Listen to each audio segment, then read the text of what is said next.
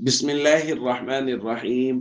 عن أسلم رحمه الله أن عمر بن الخطاب رضي الله تعالى عنه دخل على أبي بكر الصديق وهو يجبذ لسانه، فقال له عمر: ما غفر الله لك؟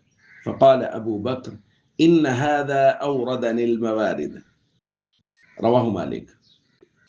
اسلم جو حضرت عمر رضی اللہ تعالیٰ عنہ کے غلام ہیں وہ بیان کرتے ہیں کہ حضرت عمر رضی اللہ تعالیٰ عنہ سیدنا صدیق اکبر رضی اللہ تعالیٰ عنہ کی خدمت میں پہنچے، جبکہ سیدنا صدیق اکبر اپنی زبان کو پکڑ کر کھینچ رہے تھے۔ حضرت عمر نے کہا: ابو بکر ٹھہریں، اللہ آپ کی بخشش کرے، کیا ہوا ہے؟ سیدنا صدیق اکبر رضی اللہ تعالیٰ عنہ نے فرمایا: ان هذا اوردنی الموارد، اسی زبان نے مجھے بہت مرتبہ ہلاکت میں ڈالا ہے۔ دوستو، زبان کی حفاظت کے متعلق بات چل رہا ہے۔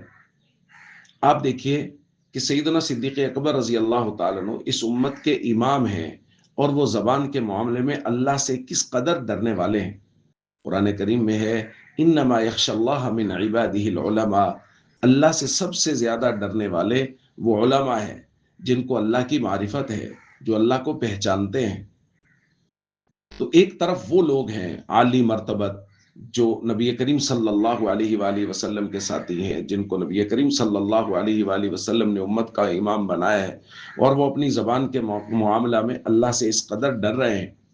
اور دوسری طرف میں اور آپ ہیں جو دن میں کتنی ہی مرتبہ اپنی زبان سے لوگوں کے دل توڑتے ہیں، اور کتنی ہی مرتبہ لوگوں کو گالیاں دیتے ہیں، کتنی ہی مرتبہ بدتمیزی کرتے ہیں، اور کتنی ہی مرتبہ اپنی زبان سے زخم دیتے ہیں۔ عربی کا ایک مقولہ ہے: جراحات السنان لها التیام ولا یلتام ما جرح اللسان، نیزوں کے زخم، تیروں کے لگائے ہوئے زخم وہ بھر جاتے ہیں، لیکن زبان سے جو زخم لگائے جاتے ہیں وہ بھرتے نہیں ہیں۔ تو ہم لوگ کتنی ہی مرتبہ اپنی زبان سے لوگوں کے دلوں کو زخمی کر رہے ہوتے ہیں، اور ہمیں اس کی پرواہ بھی نہیں ہے۔ اس لیے ہمیں امت کے امام سیدنا صدیق اکبر رضی اللہ تعالیٰ عنہ سے سیکھنا چاہیے کہ زبان کے معاملے میں وہ کس قدر محتاط ہیں، اور ہمیں بہت احتیاط سے اپنی زبان سے الفاظ نکالنے چاہیے۔ جیسا کہ بڑوں کا مقولہ ہے: پہلے تولو پھر بولو۔ بولنے سے پہلے کئی مرتبہ سوچنا چاہیے، اس جملے کا مجھے کیا فائدہ ہوگا، اس بات کا سامنے والے کو کیا فائدہ ہوگا۔ اگر کوئی فائدہ ہے تو بولیں، وگرنہ خاموش رہیں۔